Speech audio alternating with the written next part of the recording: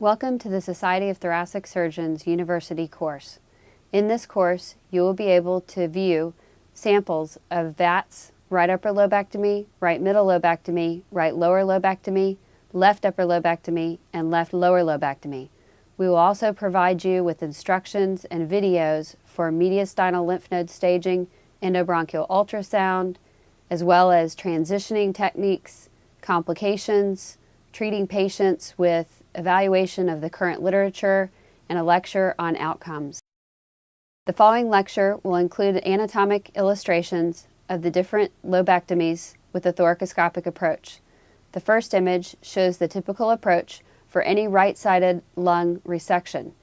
A VATS, right upper lobe, right middle lobe, and right lower lobe can be performed through this approach, typically making one port in the anterior axillary line in the 4th to 5th intercostal space, which is approximately 3 centimeters in length and is the utility port, an additional 1 centimeter posterior port in the posterior axillary line in the 7th to 8th intercostal space, and then an optional port which can be created in the anterior axillary line in the 6th to 7th intercostal space.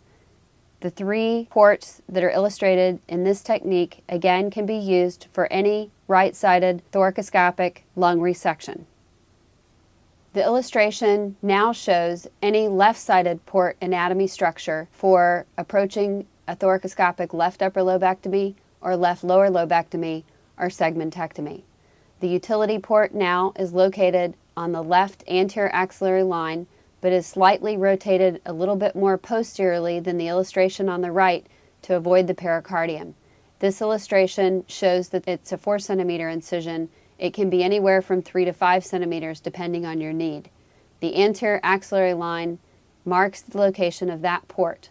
A posterior axillary line, 1 centimeter port in the 7th intercostal space is used as the camera port, and an additional optional port can be placed in the anterior axillary line inferior to the utility port.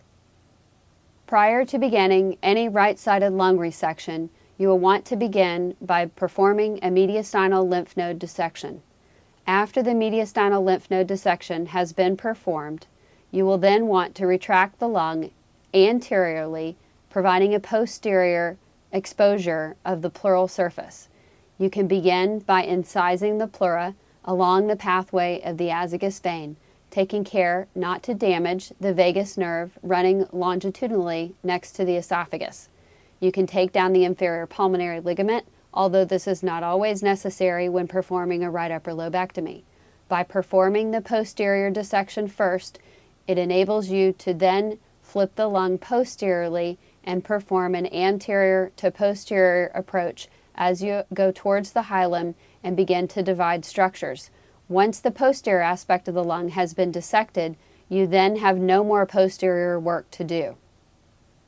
When performing a video-assisted thoracoscopic right upper lobectomy, after the posterior pleural dissection has been performed and after a mediastinal lymph node dissection has been performed, you then approach the anterior hilum of the lung. Dissecting the pleural surface and dividing the pleural surface exposes the superior branches of the superior pulmonary vein. Be careful to dissect the pulmonary vein branches going to the right middle lobe and preserve them, and only divide those branches of the pulmonary vein going to the right upper lobe. This dissection can be performed with an endo-Kittner, a peanut, a tonsil sponge attached to a sponge stick, or with blunt or sharp dissection. Whatever technique you provide will allow you to encircle the upper lobe branches of the pulmonary vein. A passer may be used to facilitate passage of a stapler, and once the stapler is safely passed completely around those branches with the cut mark on the stapler past the superior aspect of the pulmonary vein, you can then staple and divide the upper lobe branches of the right superior pulmonary vein. For a video-assisted thoracoscopic right upper lobectomy, the second structure that's divided is the truncus anterior branch of the right upper lobe pulmonary artery.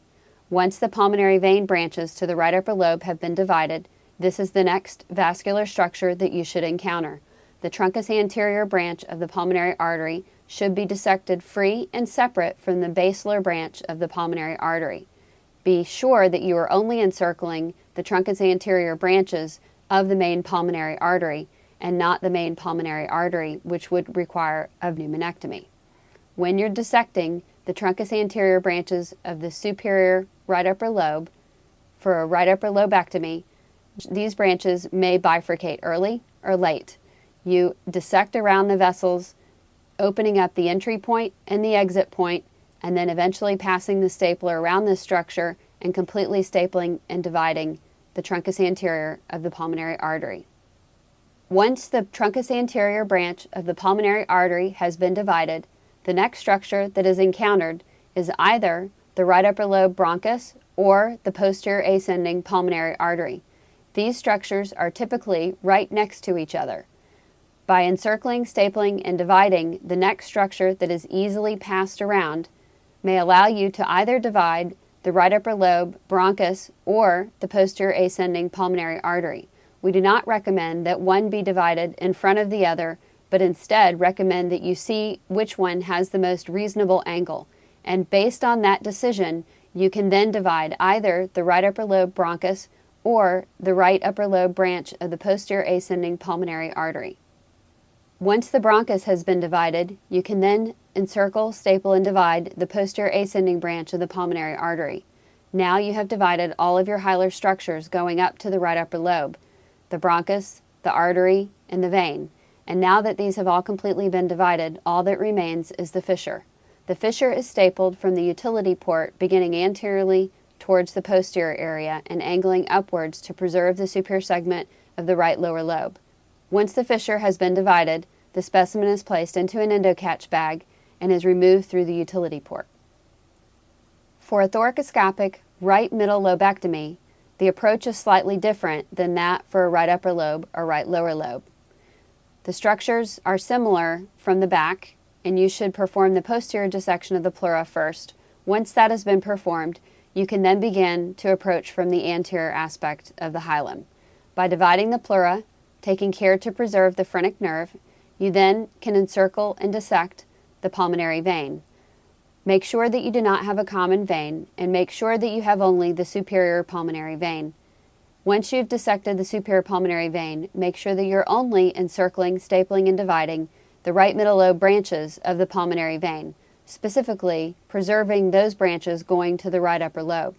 Once this structure has been encircled, you may then pass this passer behind the pulmonary vein branches to the right middle lobe, or just pass the stapler around those venous branches and divide the vein. Once the pulmonary vein branches have been divided, you then should encounter the bronchus that goes to the right middle lobe. This structure is then encircled, stapled, and divided using a bronchial staple load, which would either be with Covidian, a purple load, or with Ethicon, a blue load or a green load, typically a blue load.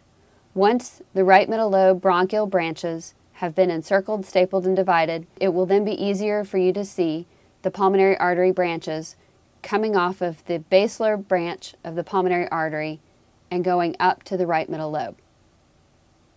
Once you've completed the division of the right middle lobe bronchial branches, you will then be able to encounter the branches of the right middle lobe from the pulmonary artery going into the right middle lobe. It is important to note that this is exactly opposite of the superior segment right lower lobe branch on the opposite side of the pulmonary artery. Once the bronchus has been divided, you can encircle, staple, and divide the right middle lobe pulmonary artery. Once that vessel branch has been divided, all you have to do is to dissect the fissure and staple and divide the fissure, completing a right middle lobectomy.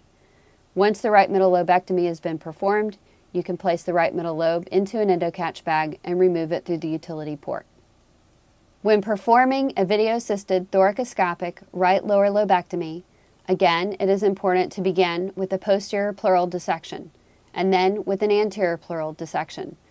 Once the pleura has been dissected and the hilar structures have been identified, and you are sure that there is no common pulmonary vein, you can then retract the lung superiorly and begin by dissecting, encircling, stapling, and dividing the right lower lobe pulmonary vein. This will be the first structure that you encounter as you take down the inferior pulmonary ligament and take the inferior pulmonary ligament lymph nodes. Once the structure has been encircled, stapled, and divided, just behind it you will begin to see the bronchus. After dividing the pulmonary vein, the lung is continuously retracted superiorly. The pulmonary vein is now retracted superiorly as well, and the right lower lobe bronchial branches are exposed. Be sure when encircling the bronchus to the right lower lobe, you do not include the right middle lobe branches, and make sure that you are including the superior segmental branches. Occasionally, it may be possible to encircle, staple, and divide the right lower lobe bronchus, leaving the superior segmental branch and taking that at a later time.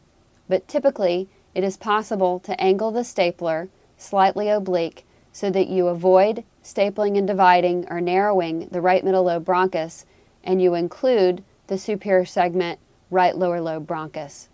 When passing the stapler, an insufflation test is recommended to ensure that you have not inadvertently narrowed any passages.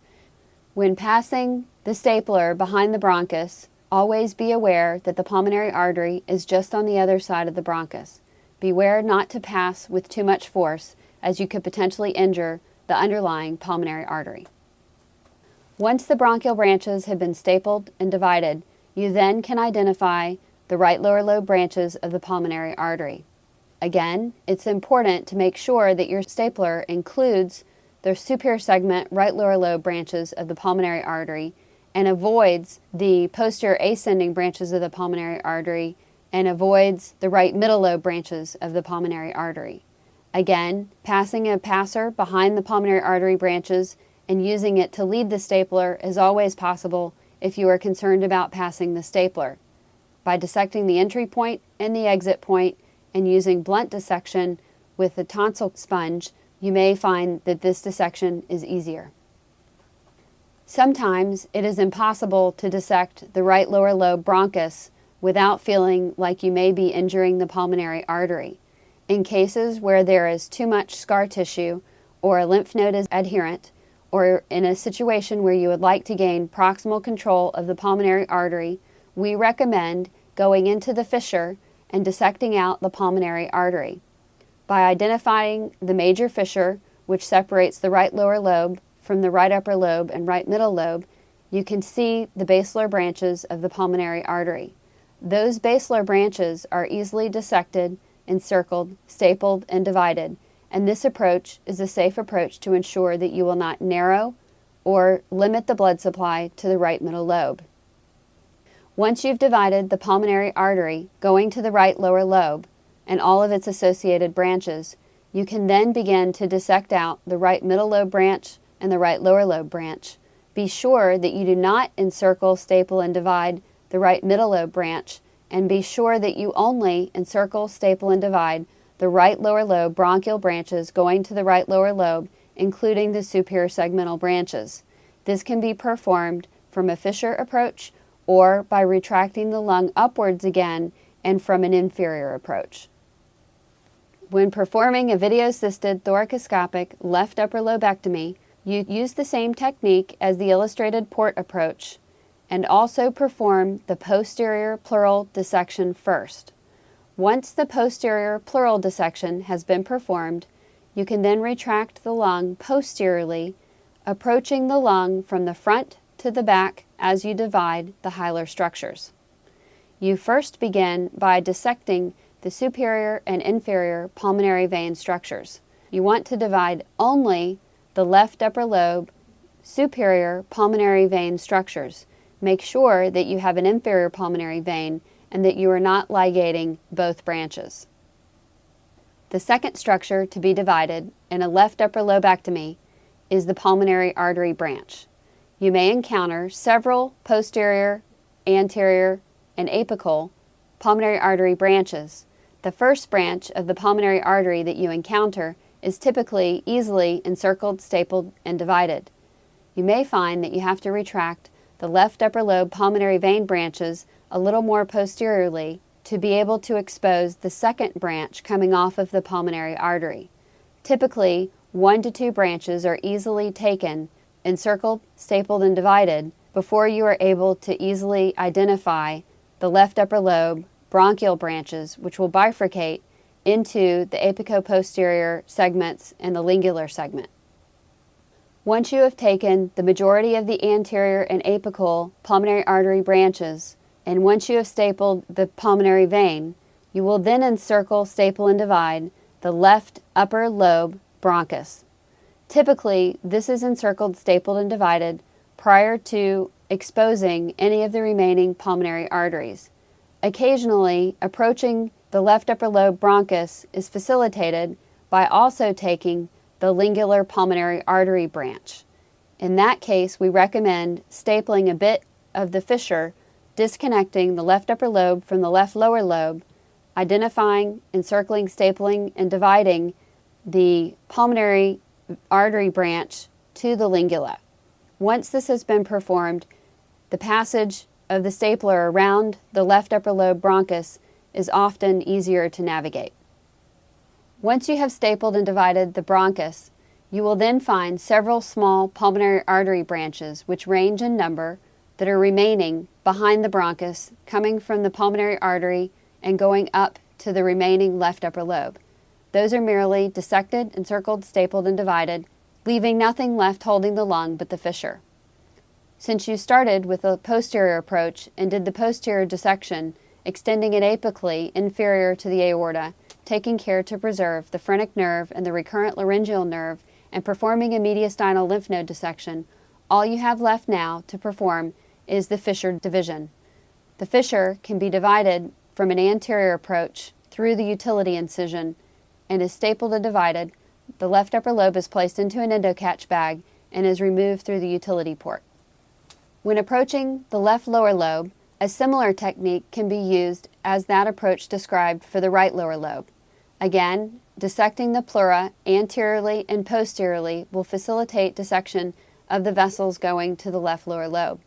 Once you've completed your mediastinal lymph node dissection and once you've divided the pleura, you then begin to take down the inferior pulmonary ligament. Once this has been divided and those lymph nodes have been collected and sent for pathologic evaluation, you can ascend up the inferior pulmonary ligament. You will then encounter the inferior pulmonary vein. That structure should then be encircled, stapled, and divided with a vascular stapler. Once you've divided the inferior branch of the pulmonary vein going to the left lower lobe, you then will encircle, staple, and divide the bronchial branches going to the left lower lobe. Those branches are easily encircled, stapled, and divided. However, you must again take caution when passing the stapler around this bronchus, as the pulmonary artery lies just on the other side. If again you are concerned about this dissection and want to ensure that you are not getting into the pulmonary artery, you can also take a fissure approach. However, the bottom to top approach is the most recommended approach. Again, you still have to divide the pulmonary artery and the fissure, but by dividing the bronchus, you will then expose the fissure and the pulmonary artery, which is the only structure left. Once you've divided the bronchial branches to the left lower lobe, all that is left to divide is the pulmonary artery branches to the left lower lobe. Ensure that you are encircling, stapling, and dividing those branches going to the superior segment and the basilar segments of the left lower lobe, and make sure that you are preserving the lingular artery going to the lingula of the left upper lobe. Once you have stapled and divided these structures, dissecting the entry point, the exit point, and using blunt dissection to confirm that you are completely around the pulmonary artery, you can either use a leader device or simply pass the stapler around the pulmonary artery branches and staple and divide them. Once you've completed this, all that is left or remaining is the fissure, and this can be stapled by passing a large purple load or green load endoscopic stapler from the utility port and an anterior to posterior fissure division, using lung clamps to retract the lung and expose the fissure. A clamp is placed on the bronchus as the fissure is stapled.